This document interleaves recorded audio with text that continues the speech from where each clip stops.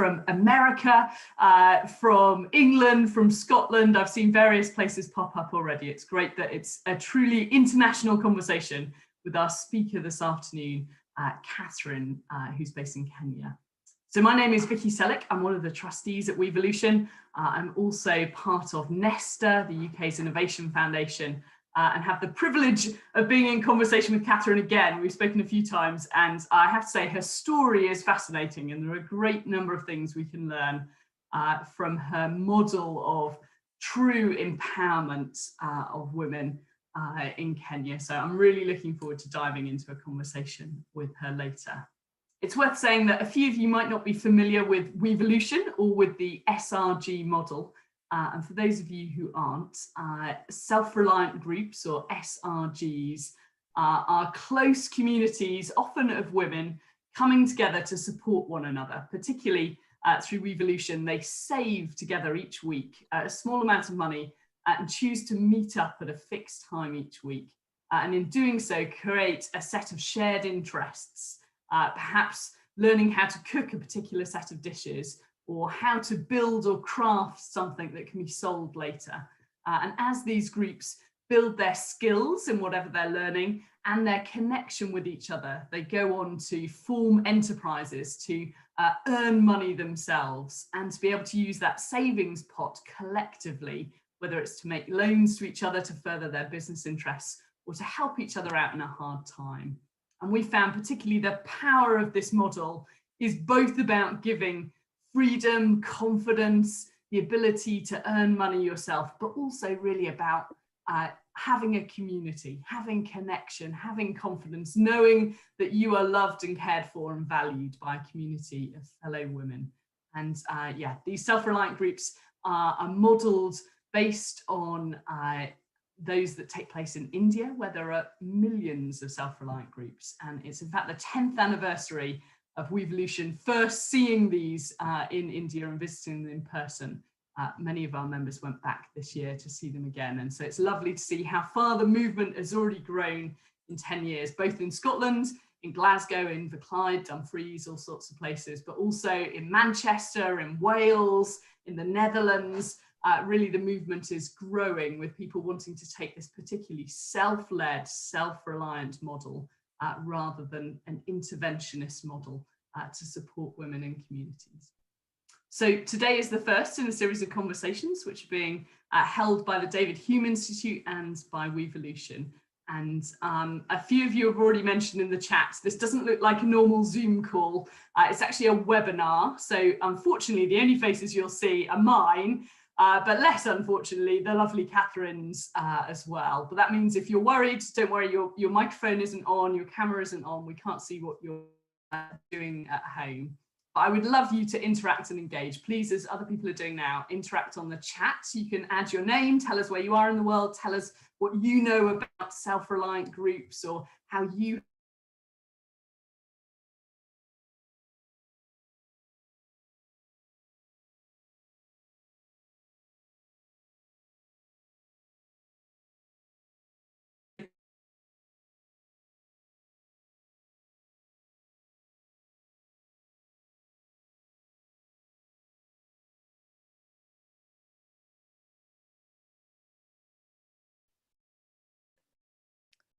Hi everyone, it's Heather here. So we've just lost Vicki for a moment. We'll hang on and hope that she will be able to join us very soon. We just want to say a huge welcome to part one of our Global Series event. It's really, really exciting to have you here and to have Catherine join us from Kenya. We'll just give Vicki a chance to join us. Oh, I'm back. Welcome. Sorry, my slip died. So yeah, closed captions if you need it. Thank you for taking over. You're very welcome. Let's get on, just in case my internet dies again. Let's talk to Catherine, shall we?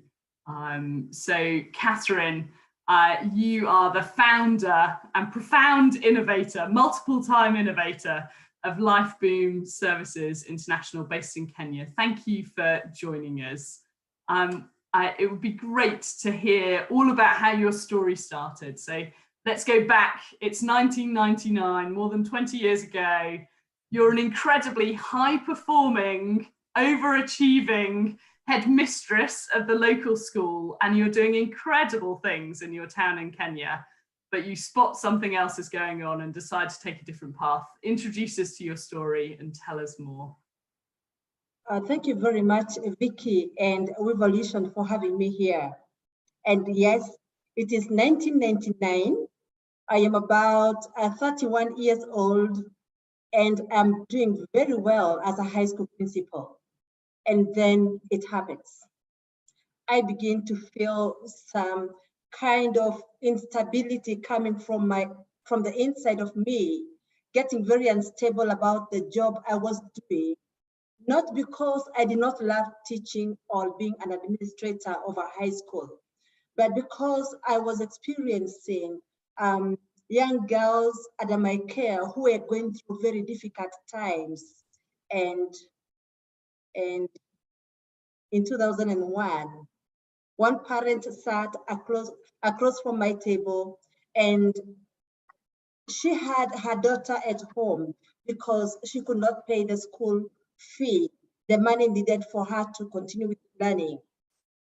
And I told this parent, I cannot keep your daughter in school anymore until you pay all the money or part of the money. She looked at me and with a very, very deep heart said to me, if you send my daughter back home, she will most certainly join me in the trade, in the work that I do. I asked her, what do you do? And she said, I sell my body to keep my daughter in school, to keep my children in school. That was my turning point, 2001. And that was June. That did not leave me. It was a Friday evening. It did not leave me. It never left me on Monday.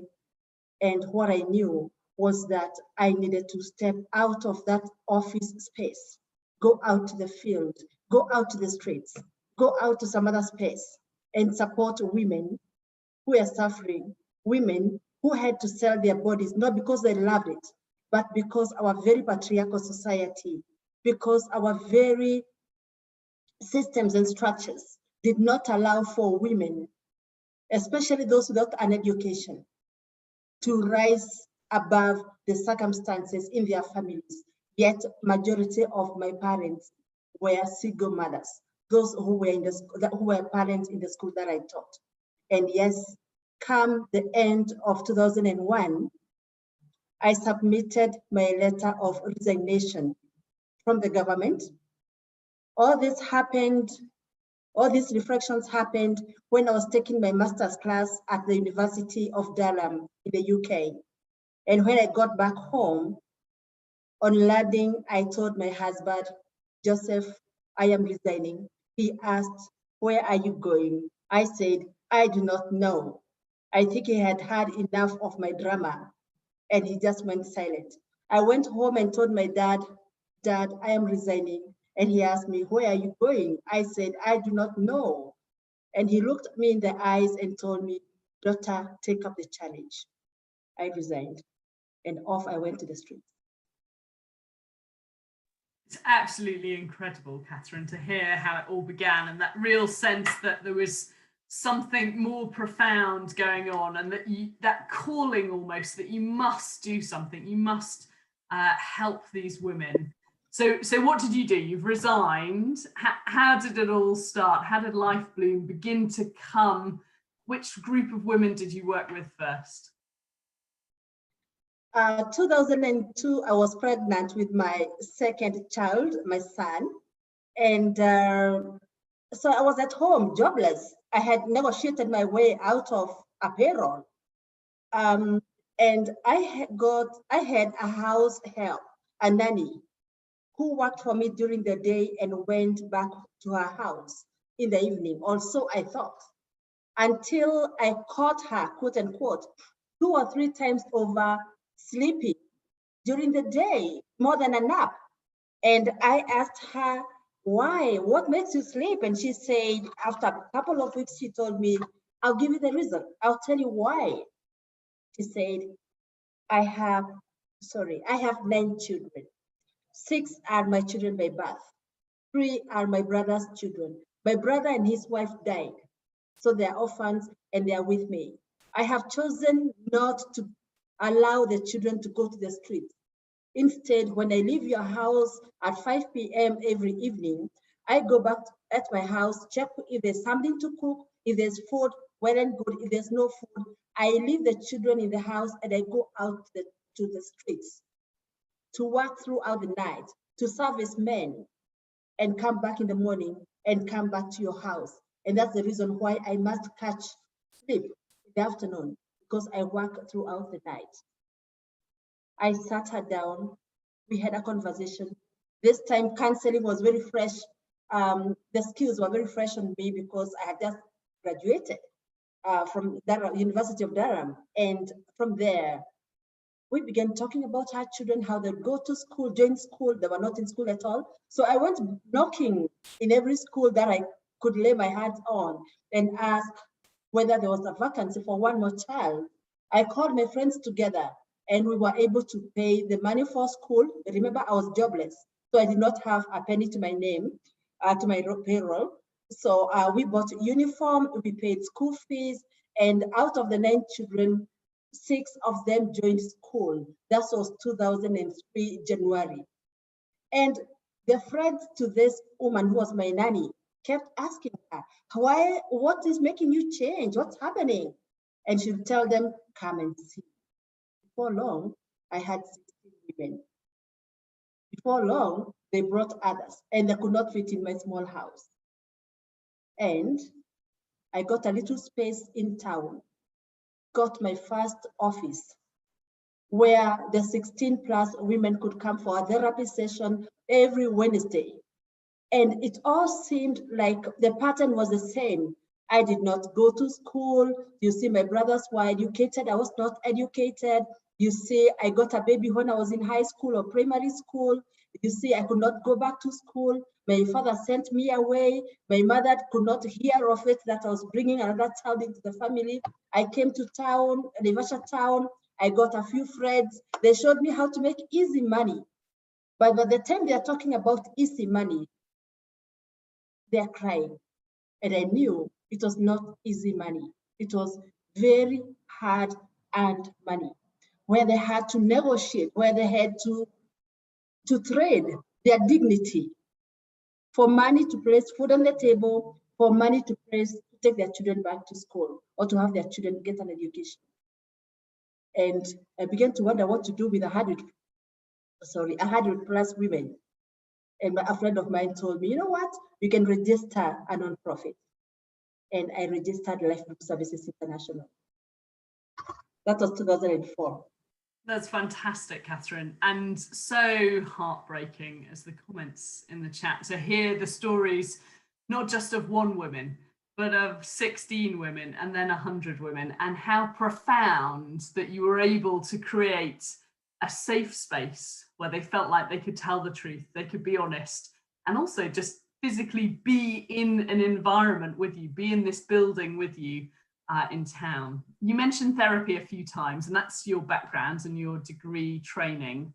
How has that sort of sense of therapy and of counselling influenced the sort of things that you have built up in and around supporting the women? One, I'm really grateful that the therapy that I learned, the skills I learned at Durham University of Durham, are skills that were towards the person-centered approach by Carl Rogers, where we believe that the client has solutions to want to go. And I think that kind of got the baggage, the luggage, whatever it was, out of my shoulders, that I didn't have to tell them where to go. They knew what they wanted with their lives. And part of what they wanted with their lives, as it is shown in my very new first book. I'm an author, I have authored 3 books, and my first book is titled A Walk at Midnight. And the women speak very, very in-depthly about what it is that they want. So the counseling skills that I had learned, and which I was very eager to practice, told me, you only have to create the safe space. and the women will know where they want to go with their lives and for their children as well. And within no time, with the 100 plus women in 2004, we received the first funding from an organization in the US. And before long, the women just began to put themselves into groups. In Kenya, we have what you call the self-help groups. But for quite a long time, because these women faced difficulties together, but again were marginalized because we are not very kind to those who are out in the streets.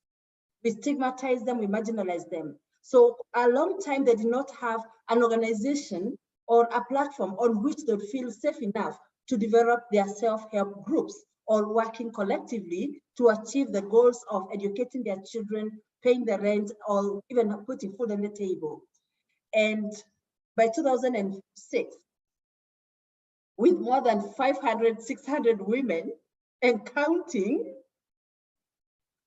it was like, okay, these therapy issues are large. Catherine is the only counselor. By this time, I had two most members of staff, but they did not have a counseling background. And I thought, maybe if I speak with the Kenya Counselors Association, they would allow for me, or they would support me to create a curriculum, a syllabus, to train some of the women to become counselors. And I went to the Kenya Counseling Association and they said, Catherine, we cannot do this. This is just meant to be for professionals. They must have gone to school. And here I am with 600 plus women who have not seen the doors to a classroom or even gone to high school at all. And I said, I will create one. I am a teacher. That's my first graduate school. I am a teacher. I can create a curriculum, and I'm going to create a curriculum for peer counselors at Life Services International. 2008, and we trained the first 62 counselors who were the group leaders or the leaders for the self-help groups that were created then. We started off with 2, 3, 24. Today we have 36 registered self-help groups for the women who were formerly marginalized and stigmatized, and today they are really rising and soaring like eagles.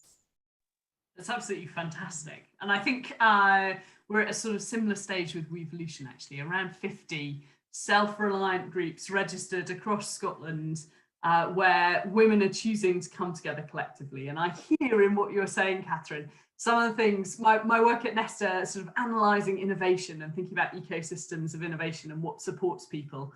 And quite often we say of our most promising innovators, our most fertile innovators, that they have this attitude, which is like someone says no, and they say yes and.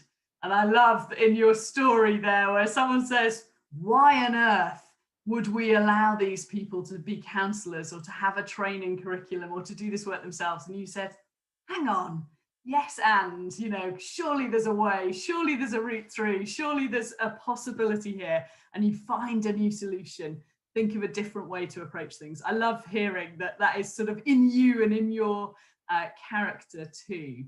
But I also heard you say a few things about the sort of almost the values of these self-led groups. You were talking about women acting collectively, feeling that they had a sort of group responsibility or group agency, and also a little bit about this idea that, what did you say? You said the women know. The women know.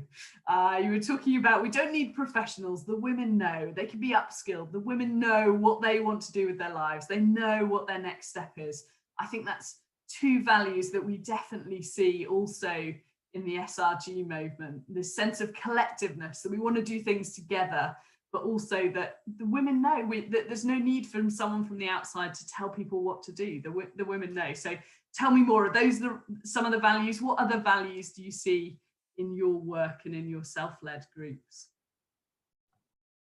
I love that you keep saying the women know. Yes, they do. They did. They always have had this knowing. All what they needed is a safe environment, one that is non-judgmental, one that does not look at them as women from the street, one that does not look at them as women who have failed in their marriages, one that does not look at them as women who cannot raise their children because they are drunk with alcohol or drugs or whatever else.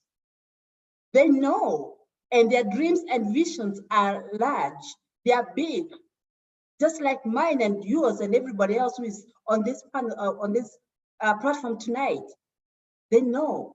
And this means building a culture of acceptance, irrespective. Acceptance of any woman, any girl, any man who walks in through our doors. And on that, personally, as Catherine, I don't negotiate. My colleagues, we are now 10 of us, 9 of us. They know that. And there are no two ways to it. Our doors remain open. And we keep the culture of open the doors to your heart, not just the physical doors to our office.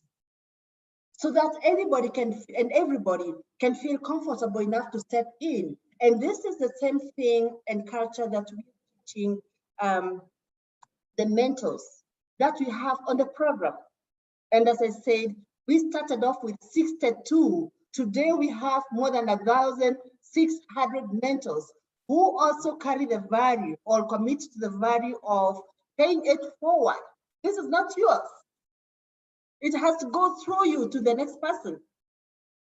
It has to go through you to your peers, to those out in the streets. It's more of a movement than an organization, a non-profit. It's more of a movement. And we're also talking about creating safe space around yourself. The safe space is not just in the office or in your house.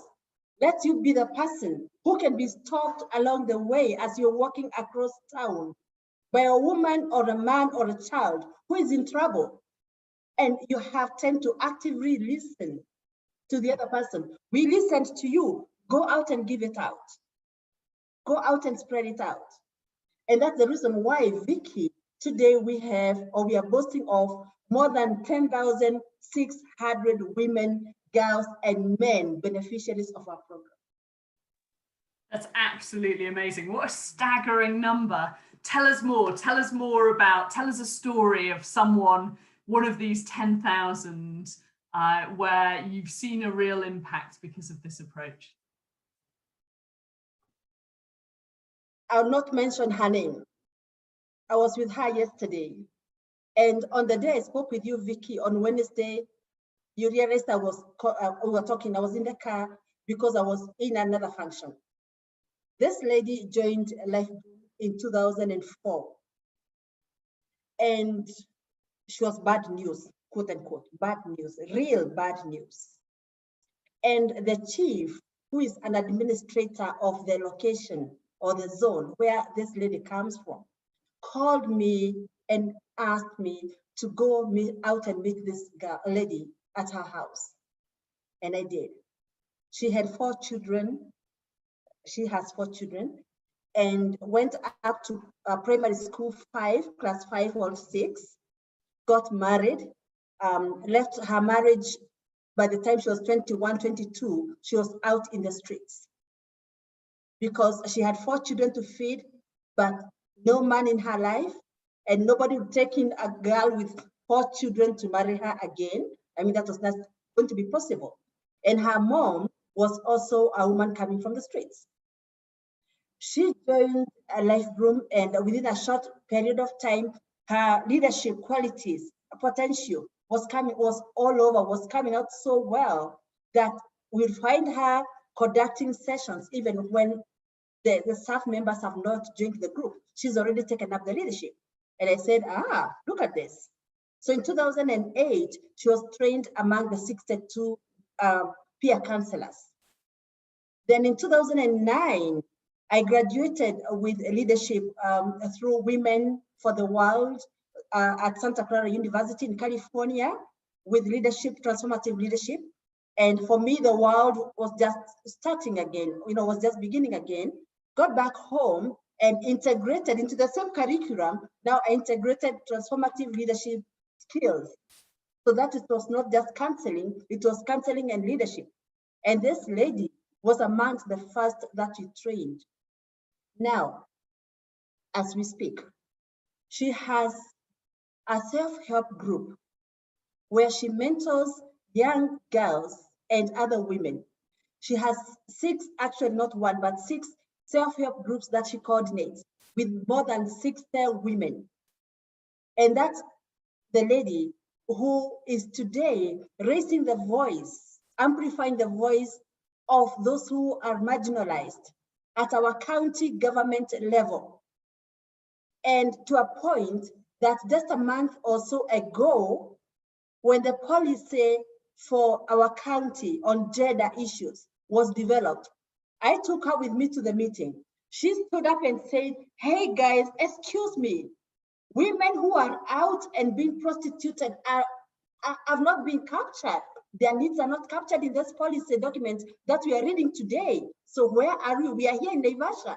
Where are we? We need this to be done. And on Monday this week, the draft that has been presented to our governor has the needs of the women out in the streets integrated, and we had it read out on Monday. On Wednesday, the day I spoke with you, she called me and asked me where I was, and I said, I have a meeting, but I'm also meeting this a group of 8 or 5 women. I have a meeting with somebody from WEvolution. And I asked her to come over. She did. Before I could step out of the car after my meeting with you, Vicki, this lady was already speaking to the group and telling them it is possible. These are women who are now moving out of sex work at this time, and telling them it is possible. I was there. I did all what you're talking about. I experienced all this abuse. I was exploited. I have 4 children to my name. Now they are adults and they are all working. It is possible. And after my conversation with you, I stepped out of the car. I looked at her and I shed tears.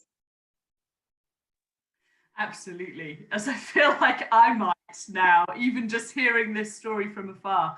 What an incredible impact this movement has had. I love, by the way, that you call them life groups. This idea that it's giving life and nurturing life, I think is really, really captivating.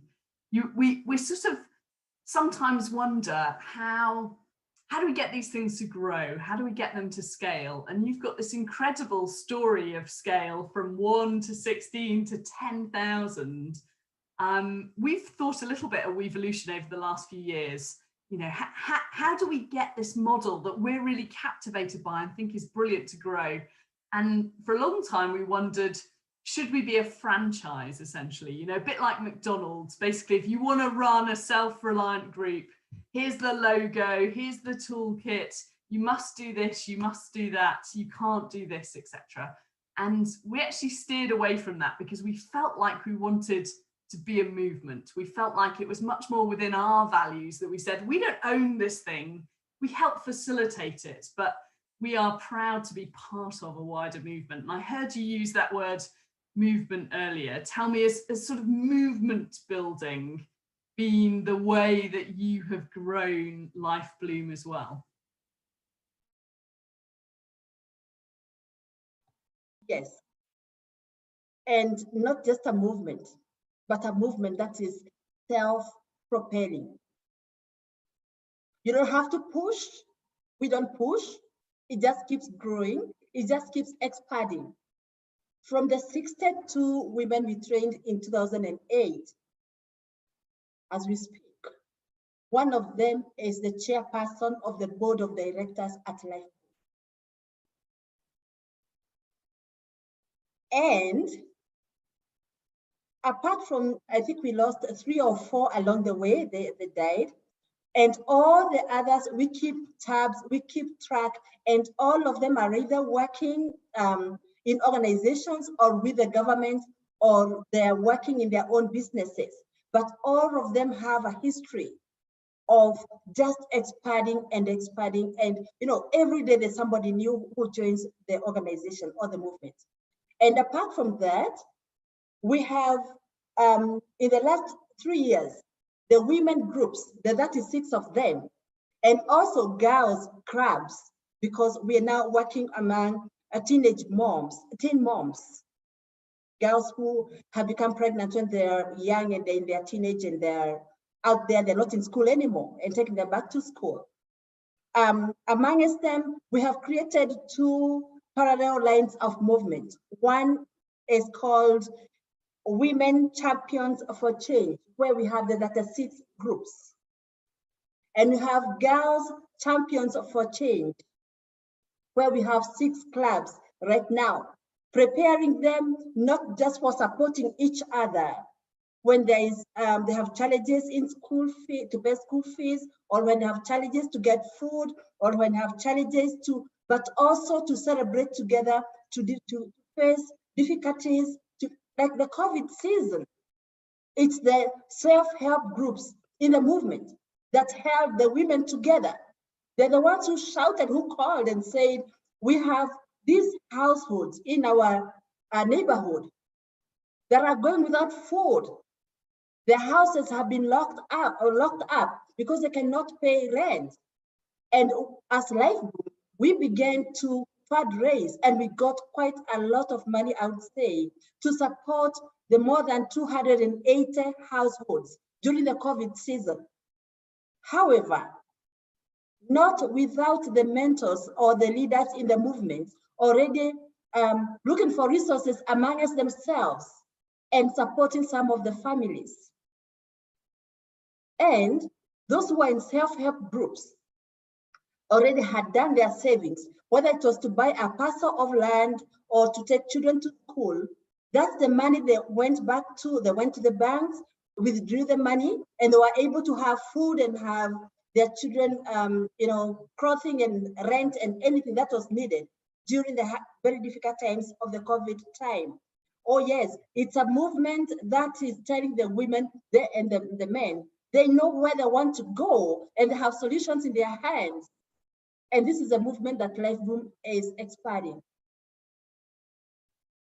This is brilliant. There's a few questions beginning to come in the Q&A. So to anyone else, if you'd like to ask questions, do add them in and I'll ask them to Catherine in a minute. But just before I go to those, you mentioned COVID just there, Catherine. I know it's had a huge impact around the world, lots of businesses having to close, lots of people whose jobs are suddenly at risk, income streams that change.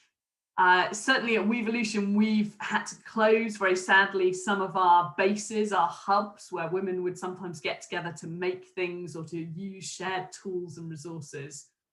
We've been really sad about that, but we've also seen that actually the connections are really strong. And in this time, women have come together and said, don't worry, it doesn't matter if the development worker can't visit us because of COVID restrictions, or it doesn't matter if we can't be physically together, we still care for one another and we'll keep going on our WhatsApp group, or we'll keep meeting up one-to-one. It's actually been, it's really unearthed some truths about our movements. Tell me, what's the impact of COVID been like on Life Bloom and on your life groups? I think it's important for me to mention here that we don't just work with women who have left the streets.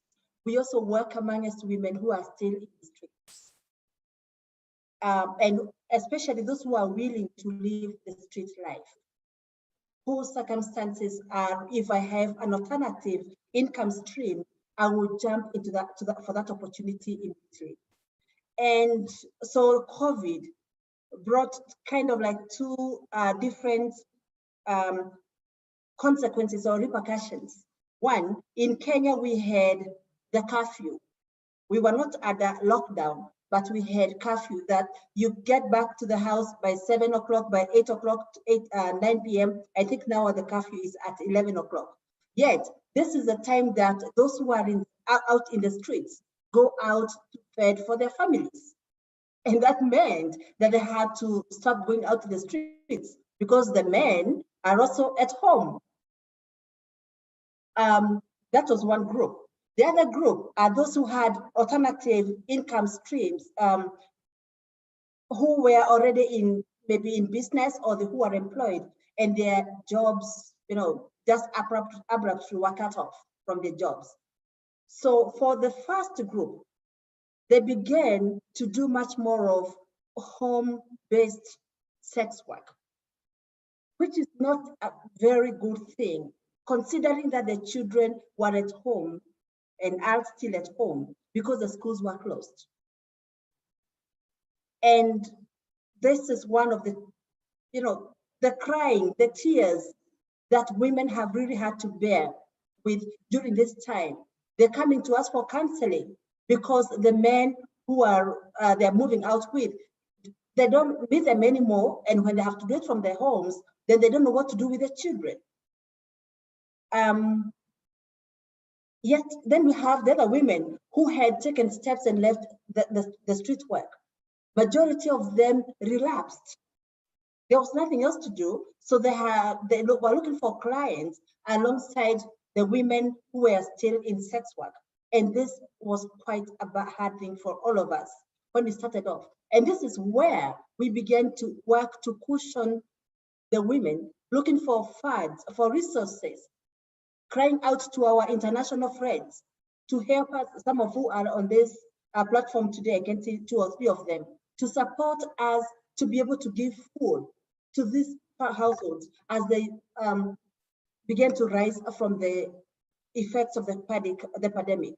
Now, very, very interesting, but also a very bad thing happened, that when the government was issuing food in the first 3 months of COVID, March through to July or thereabout, our women were not registered because they are not in, some of them are not in groups, self-help groups. So the government was using the registration of groups, which is in the government with the government department. Yet majority of our women, especially those who are in sex work today, are not registered. So they were left out as far as food was concerned, food distribution was concerned. As far as education on prevention of COVID is concerned, they were left out. And we raised that. We woke up and told the government officers, you know what? This is not going to happen when Life Bloom is still in this county. And I remember personally, one time working alongside one organization, it's global, I won't mention the name, and they wanted us to go give food to a certain community because that community is registered with the government. And I got very angry with that, and I asked, tell me something. So those who are not registered, whose data is not with the government, are you telling me that they're not Kenyans? They're not citizens? They don't have a right to government food? And because we had some resources, we had some money given to us by our friends in the US, I told this organization, go ahead and give food to the government registered person. Life Bloom, and I'm saying this as a CEO, my stand is this: we are giving food to those who are not registered. Today, as we speak, all our women have received food from the government. That's brilliant. I have to say, Catherine, I don't ever want to be in an argument with you because I have a funny feeling you are incredibly persuasive. You stand up for what is right. And you get stuff done. It is brilliant to hear that you won't let these women be pushed aside because of bureaucracy, right? As it leads on to one of the questions, Jane has sort of put a comment in one of these questions. So Jane Gosnell saying, it's been really inspirational to hear your story and also to understand that sexual exploitation, is real both in the UK and in Kenya. And quite often when we stand against it, when we resist it, we are ourselves called names. We are ourselves sort of pushed back. So thank you so much for sharing. It's really inspiring, Jane, and I think lots of other people to keep fighting, she says, for my sisters to be free, as well as keep helping self-reliant groups to grow. I absolutely agree. And we've got another question about what's the response? So you're speaking to government partners and saying, well, look, you're not accounting for these women. Well, look, you're not allowing them to access food. Look what's going on. How does the system respond to you? Are you seen as an agitator, an insurgent, an upstart? What tends to be the government response to you and your work? Thank you very much, Vicki, for those very kind remarks. And yes, And it's not just the government, but also our churches. In Africa, in Kenya, we are very religious persons. No, without due respect. And I am Catholic, born and raised Catholic. And I'll start from there instead of first going to the government. I remember in 2006, I had condoms on my table, and my priest walked in to my office. And he saw the condom, and he asked me, Catherine, are you still Catholic? I said, yes, Father, I am Catholic. Catherine, what are you doing with condoms? Boxes of condoms in your office and a box on your table. And I said, my priest, I am teaching women on how to use condoms because I have no alternative source of income for them. They must first protect themselves before they can make a choice whether to live and how to live. He looked me straight in the eyes and told me, yes, you are the real Catholic we are looking for. I told him, Father, I thought you'd tell me you're going to start working on my excommunication from my church. And he said, I want you to come and teach women how to rise above the doctrines of the church. I have the blessings from my priests. I am very happy. To the government, yes, and it's not easy. It's not easy. One time I was appointed, in 2011, I was appointed the chairperson for the board of directors for the water company in my area. And I had been appointed or selected to join the board.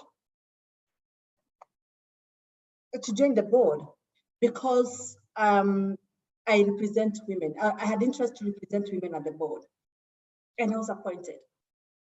And the next time we had a board meeting, the first time we had a board meeting where I chaired, one of the government officers came to the meeting. When the meeting was done, he called me aside. Catherine, who are you? I told him, you know, I am a high school teacher. I am a counselor by profession. I don't know what and what and what. He told me, do you know why I came to this meeting? I said, no. I came to this meeting because the story doing its round within Naivasha is that the chief sex worker has been appointed as the chairperson of the water board, the water company. And we are not going to allow for that. So people are planning to demonstrate. The councillors, that's in the local government, are planning to have a demonstration against that. And I'm going back there to tell them, you have not seen a brilliant woman, call her a sex worker or anything else. You've not seen a brilliant woman like this one. Yes, Vicki, it's not been an easy journey. I have had to cry very many times, to shed tears, even in those offices. And I remember going to the water company the first day and I asked, how can we all be sitting here talking about giving water to areas where the rich live and leaving out the slum areas? But by the time I stepped out of that company after my term in 2017, 3 of the slum areas had water connected just about 10 or so steps away from their houses, away also from the doors to their houses. I had said no, I went there and I made sure that that happened. Yes, working with the government is not easy. I love to stand for them. I love to stand with them. And now that Lucy and other mentors are able to raise their voices even without me and my colleagues, I mean, there's no better joy than to hear them say, I went there, I said this, and the women now are given food by the government. I went there, I did this, and I said, we're not going to be marginalized or stigmatized because of this. You're studying in this space. You're a true inspiration, Catherine. A true inspiration. This is great to hear. Tell me a bit more about the sort of government's response in the long term, because you meet this resistance in meetings, you hear these things said, and you can fight back on a sort of one-to-one basis. What about in general? Has the work that you've done changed how the government thinks of women? Has it changed how it provides support, the sort of wider policy environment? Yes, and within my sub-county and my county of Nakuru, which is quite large, because I'll sit on these boards and I'll be listening and asking, so where are the women? And if the women are represented, I'm also asking, how about the marginalized women? Who raises their voices at these board meetings? So one of the things that I do, Vicki, is to make sure that if an issue or a challenge, especially exploitation of women, is eating into me, is destabilizing me, is causing turbulence in my systems, personal systems, then I'll try and join the board of particular government departments. That way, I can speak from the boardrooms with the men and the other women who probably think that being educated like I am, I have a master's degree, I'm right now going back for my PhD, you know, that women start and end with us. No, women start and end with those who are down there. They are a representation of who we are. I love that your answer is basically, does this company annoy me? If so, I'm getting in on the inside. I'm going to be inside and changing them from the inside out. I really like that. I really like that. Devinder is asking a lovely question about how on earth do you keep motivated through challenging times like COVID, but also when you've been really pushed back or told you're wrong? How do you stay motivated, Catherine? I think it's very important to note that and to acknowledge that office is not a walk in the park. COVID came, we were all shaken. I personally was very shaken. I have children in high school, and when the president said we are closing all the schools and parents will need to travel to get pick their children from the boarding schools, I had 3 high school children, and I know my life almost stopped there. By Saturday, that was on a Sunday, but by Saturday, I woke up and wrote to all my colleagues, there are 9 of us, and said, you know what? At the end of the day, we are going to work from home, but we must be the torch bearers for hope. We can't lose this one. And that got to start from amongst ourselves. Let's talk about our fears. Let's share, let's have Zoom meetings from wherever we are and share about our fears, our struggles. The world looks like it's coming to an end, but we have more than 10,000 women looking up and wondering whether we are going to give or share hope. We knew some of them, of course, raised their flag, their green flag very early, and they were showing hope. But I think for me, I was almost destroyed. The first 1 week of COVID in Kenya, I was like, God, we cannot continue. But as we continue doing that, our women, my staff members began to reaching out to the groups. And the groups started to reach out to their peers. And it became a very expansive thing that we might not meet in the office anymore. We don't know for how long. We will not come to where you are unless it's absolutely necessary. But you know what? We've got to keep this going. So one of the things we did was to buy smartphones for our leaders on the ground, the women peer mentors on the ground. Buy them smartphones, teach them how to use smartphones, so that every zone there was communication between those mentors and their peers and the neighborhood, and we who are working from home. And that's how we got to learn that quite a number of households were going without food. That's how we got to learn how to keep moving back and forth in terms of how do we ensure that the fear that was in the media, the fear that was communicated through the media and through everybody else, every new case brought a new fear. The first death, I remember in Kenya, the first death almost stopped me in my tracks. Fortunately, and I'm really thankful about this, we have not had any of our women, any of our households report any COVID cases. We went back to the mentors. We trained them on COVID prevention for COVID-19. We bought water tanks and gave them soap. We trained a few of them how to make soap at home and then distribute it out to others. We got women making masks at home, and then we buy the masks and distribute them to communities. Yes, yes, yes. We have learned our lessons. Women at home in Glasgow and across Scotland nodding along to that, because they too have been crafting soap. They too have been selling and making masks to be a kind of practical response to COVID and to these odd times. Now, Martin, I think, is somehow going to magically appear in our conversation. He wants to say something or ask something. Let me see if it's going to happen. Heather will be in charge of making this happen. Yes, here he comes. Martin, over to you.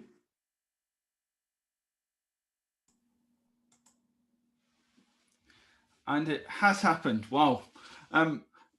Catherine, can I say a huge thank you for that? That was just absolutely awesome. I should introduce myself, Vicki. I have been alongside WEvolution over the last 10 years, which has been one of the great thrills of my life. You talked, Vicki, quite a lot about innovation when you were speaking to Catherine. I think the word that really struck me in listening was actually the word disruption, or the fact that actually, Catherine, what you are is a disruptor, and a disruptor for all the best of reasons.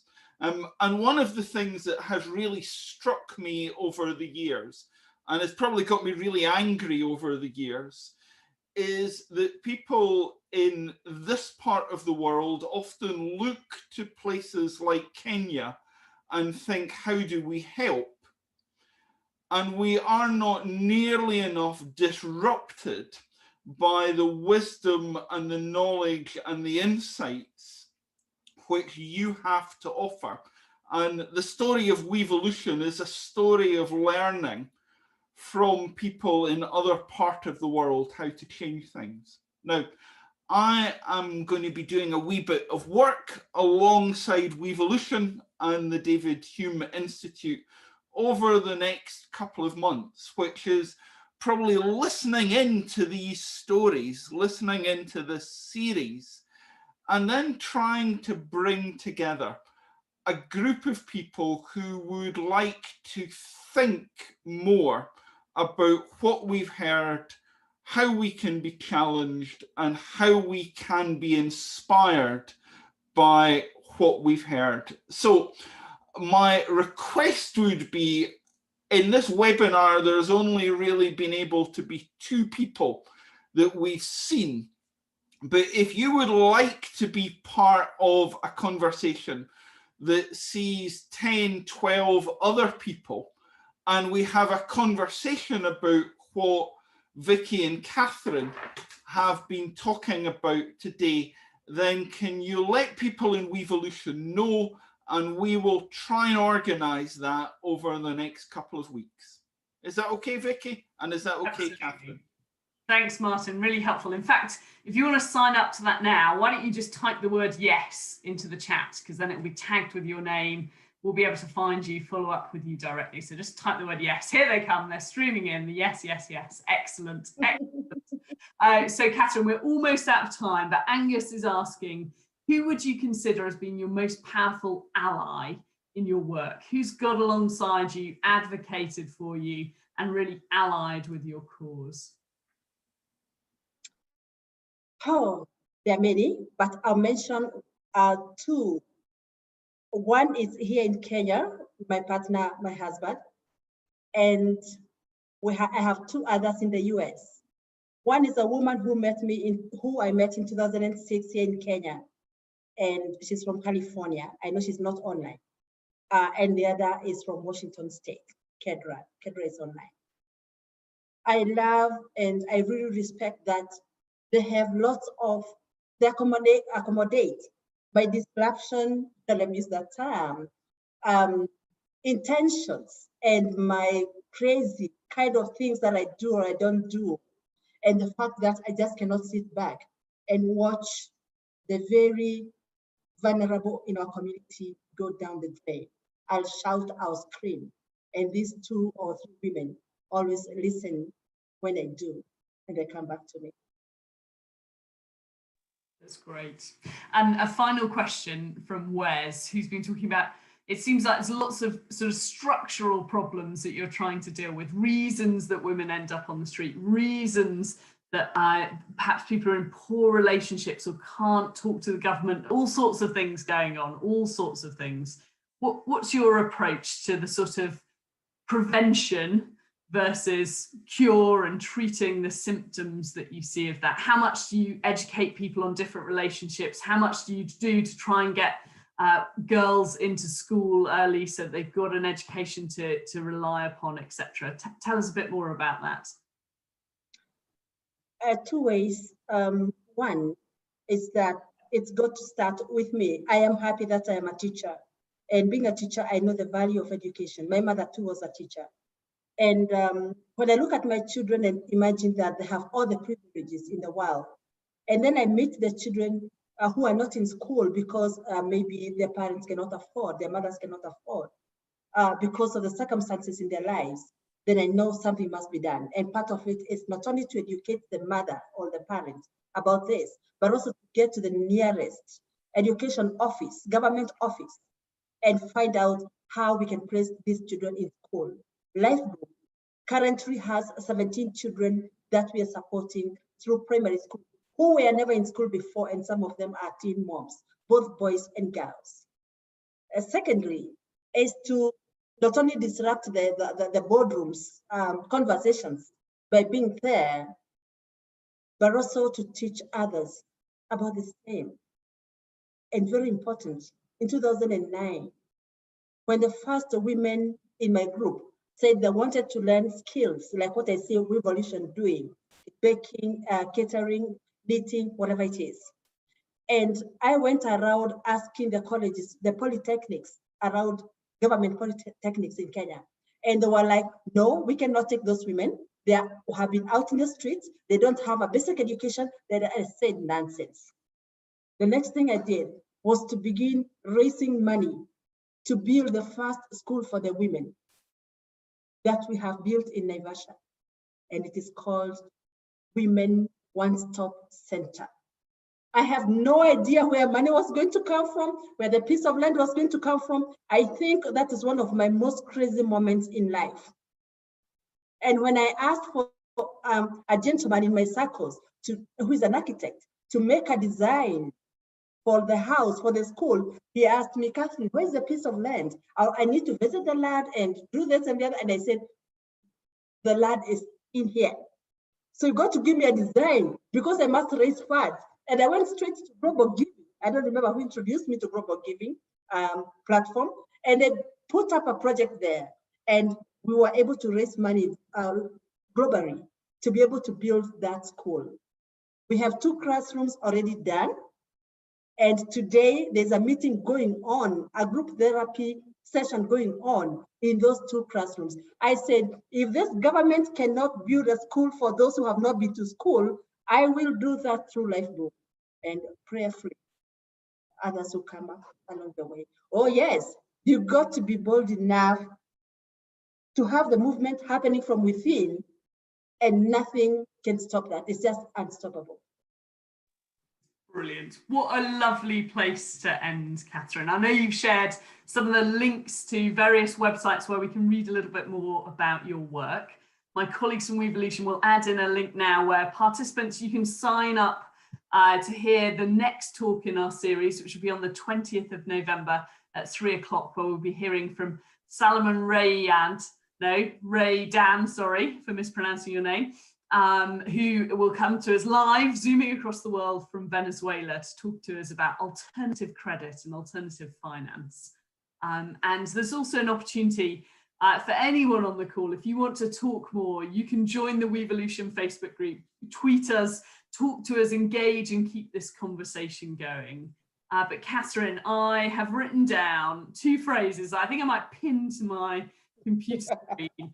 The women know, and you have resolutely reasserted that we must trust people to be in charge of their own lives, to find their own destiny. And if we can be enablers of giving them space to do that, gosh, the women know what they want to do with their lives. And we must also be torchbearers of hope, as you rightly described. How can we explain and talk about a different environment, one that is filled with hope for the future? Catherine, it's been a total pleasure to talk to you. I feel like I could talk to you all day, but as it is the evening there, we should allow you to go. Thank you for giving your time, but thank you particularly for inspiring a whole bunch of us this afternoon. Much appreciated. I want to thank you, Vicki, and thank WEvolution for this opportunity, and IACD for bringing me towards WEvolution, introducing me to WEvolution. And I want to say this, that yes, we are unstoppable.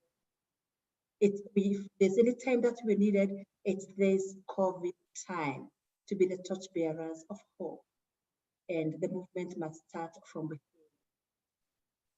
New partners, networks, let's move it. Let's make the world have the hope that it needs right now. Thank you very much. Blessings. Thank you, Catherine. Hear, hear. And thank you to all of you for joining us. We look forward to seeing you at the next WEvolution and David Hume Institute talk. Thank you.